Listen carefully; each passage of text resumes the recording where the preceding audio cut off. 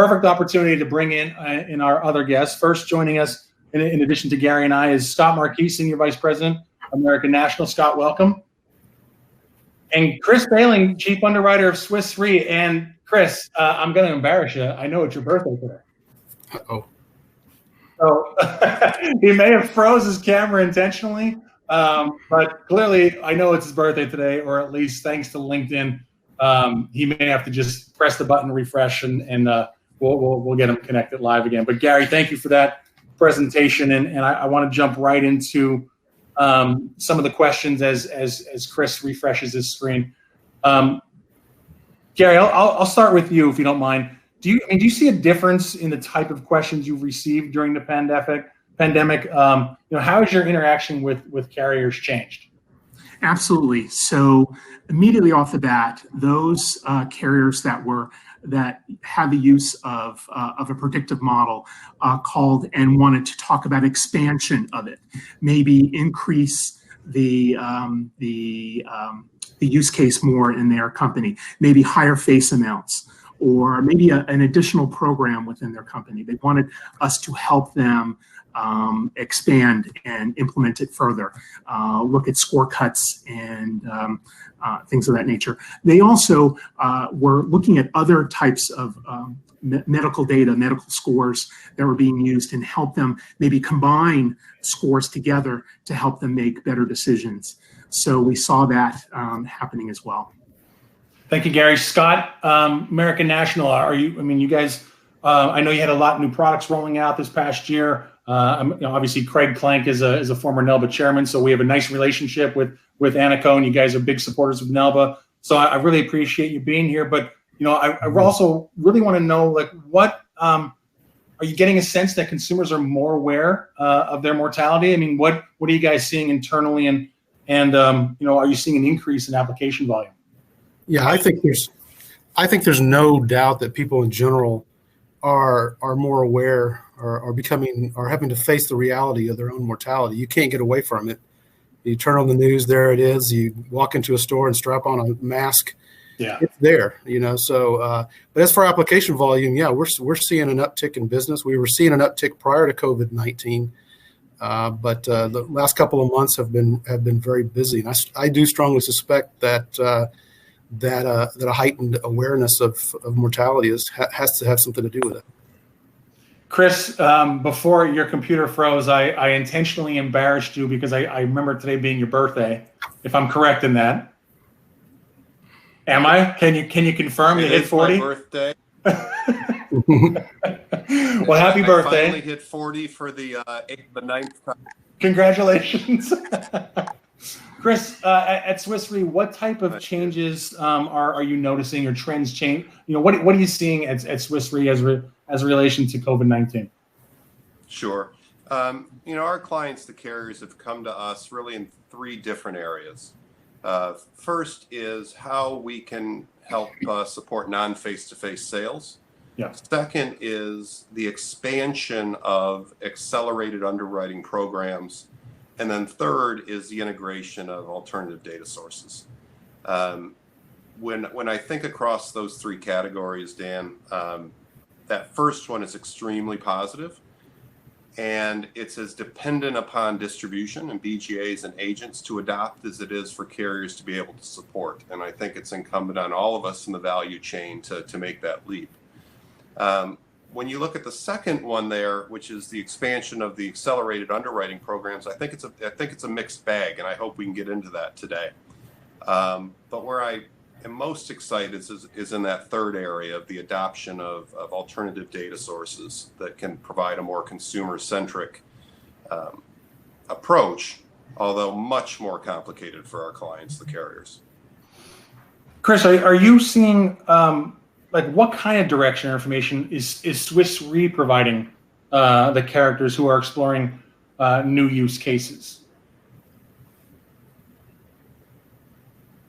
Sure. So, it's these new alternative data sources in particular, while extremely exciting, they're unautomating the process in many ways. We've spent the last 10 years automating an underwriting process based on age and amount charts, based on certain grids that tell us what we need in order to match mortality with product pricing. And with the alternative data sources and the way we're underwriting now, it's less about a risk class and more about an N of one. And when you're underwriting an individual based on the information you have, and going out and getting information based on what you think you need instead of what the age and amount chart says you need, that's a complicated underwriting process. It has pricing implications. It has mortality slippage implications. And so we're really helping our clients navigate how to use these sources to create a more consumer-centric process. Scott, Chris had just mentioned about complicated underwriting processes for various issues. One of those issues is what has changed at American National regarding the use of parameds? Are you replacing the use of parameds? Well, first of all, I'm glad you used the word replacing. No, we're not getting into any of that. Yeah. Right. So, I mean, let's face it, Paramed Exams and labs are excellent tools to predict risk. So you don't just get rid of them. You have to find appropriate alternative sources to be able to do that. And so, but yes, in many circumstances, we are using alternative data in lieu of traditional exams. I mean, before COVID hit, we were actively looking at various forms of data with pilots and what have you. COVID hits, and all of a sudden, we have to take what's in theory and move it into live production because there was such a need to pivot to make sure that the business can continue through this difficult situation. So yeah, we are actively using alternative data sources to use in lieu of parameds when possible. I want to bring the next question to all of you. So if you take a stab at it, and Gary, I'm going to actually take it to you first, since we've given you the longest break here from your presentation. How the use of prescription history has become more prevalent in decision-making or risk assessment process. I mean, Gary, do you want to bring in that from your angle? Yeah, we know that when COVID hit, there was more of an emphasis on prescription history, which is why I think a lot of our carrier calls into us ask us how they could combine the score there. Now, we have on our roadmap, on our program roadmap, to incorporate that eventually into our score. But in the meantime, we are helping those carriers merge those together to make a good decision on that. That's what we see on our side. Sure, Scott, that's a perfect opportunity to bring you in. What is American National seeing? Are you seeing the use of prescription history increasing in the industry, and what's your perspective? Oh yes, the use of prescription history is hugely important. It's vital. I mean, especially in efforts to automate or accelerate. It helps confirm compliance to treatment, which leads to more aggressive underwriting decisions. And I don't know of anyone decreasing their use of prescription data. I know that we aren't. I'd be surprised to hear of that. In regards to COVID-19 in particular, and making non-physically invasive offers, the prescription check's just a key part of that picture you're trying to build to use alternative data in lieu of the traditional exam. Kristen, at Swiss Re, how are you assisting or advising carriers on the use of prescription history? Sure, and it's really about how do you get enough information for the applicant that is in front of you to be comfortable making an offer. And I loved what Scott said before. We're not talking about fluidless underwriting here. It's a misnomer. In fact, no one should be trying to get rid of fluids. What we should be trying to get rid of are the invasive ways that we've gotten fluid test results over the years. Because what we're finding is there are consumer-centric ways of getting that information. I think we're conflating this idea of parameds, APSs, and labs with fluidless. And we can underwrite based on fluid test results without APSs, exams, and labs in many cases. And that should be the goal. And prescription history is one way to create that full picture. I would say that script checks are becoming a baseline requirement along with MIB and MVRs, et cetera, to give you a solid baseline from which to determine what else you need to make an underwriting decision. Last question, gentlemen, and Chris, I'm actually going to stay with you just because it dovetails nicely. But the impact of COVID-19 on the industry across the board. Gary, I'm going to ask you to comment about the regulatory side. Scott, Scott and Chris, I'd like for you guys just to talk about how your company has responded to COVID-19. NAILBA has an outreach of 300,000 independent advisors, obviously 1,400 BGAs, of which 300 are members with 10,000 partners. They need to take the time. There's no IMO meetings going on, right? There's no conference association meetings going on. They need to hear how your companies have responded in however way that you're most proud of. So, Chris, if you wouldn't mind just kicking that off, and I'll follow up with Scott and finish with Gary. Yeah, sure. And Scott mentioned it earlier. There's a confluence of events happening in our industry.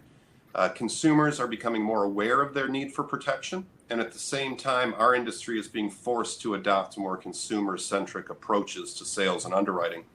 And while interest is up and app volume is up in some cases, we need to make sure that those are really turning into providing protection that shrinks the protection gap.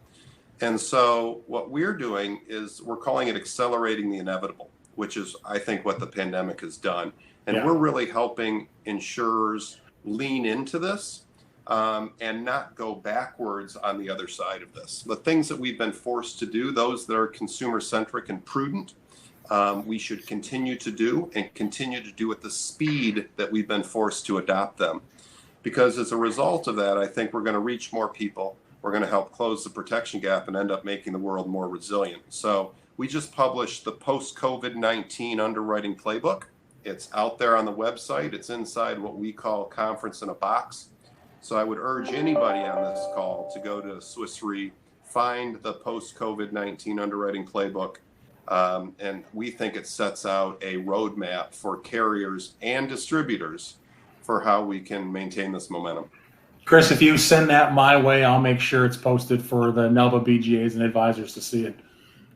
Scott, how about Anico? How have you guys responded? What are you most proud of right now as far as the company is doing? I mean, I had a chance to be with Craig Clank, one of your executives, earlier this year before COVID, and we did a video together talking about the new products that American National has put out and the excitement around that. But what have you seen? How can you describe Anico's pivot? I'll steal a line actually from our gentleman behind the glass, John Kia, who said it's called the pandemic pivot. And I think it's a great line. So Scott, tell me American National's pandemic pivot. Yeah. So as I mentioned earlier, we really had to do that pandemic pivot around March, where we took minutes. That's trademark, by the way. Don't get any ideas. Gotcha. So we had to make that pivot and basically take what was being planned for the future and make it real now. And I think what's key is we don't lose that sense of urgency. We have to continue on with this. On a different topic, and one of the things I'm most proud of how American National's responded is just how it in regard to community support. I mean, we've long had we've allowed employees to take paid time off to do volunteer service and put in thousands of hours doing that. But even during the pandemic, there's actual virtual volunteer programs, and that continues on. And the company has historically supported various organizations, United Way, Shriners Hospital. That's continued through this. We've in our Albany and Springfield locations, we've partnered with United Way and having events that focused on helping folks during COVID-19. And here in Galveston, we supported a Salvation Army virtual auction event that helped folks who were impacted by COVID. And very, very proud of that. And but we're in interesting times, and it's good to be in the industry now because it's a lot of fun. Scott, I agree. And American National, you guys have a great team over there with Dave and Craig and yourself and some others. So really appreciate you taking the time. And Gary, I mean, LexisNexis has a reputation on just here are the facts, and the facts are accurate. You don't ever have to trust LexisNexis risk assessment. Obviously, I mentioned to you, I came out of the legal world, so Lexis has a wonderful reputation, but COVID-19 and some regulatory challenges are front and center. What facts do you want to bring to the table around those regulatory potential changes?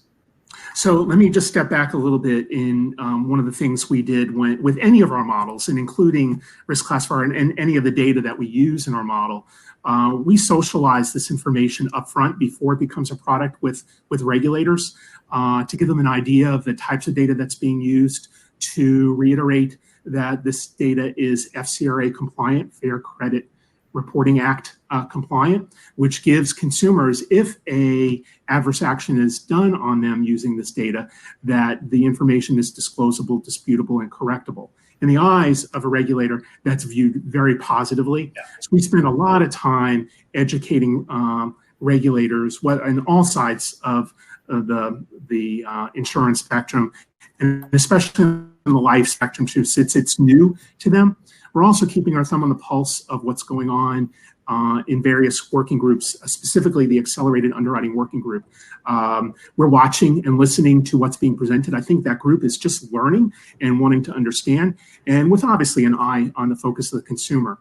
Our data is, again, with being FCRA compliant, has that focus on there. So we spent a lot of time with our carriers, with our customers, reiterating that.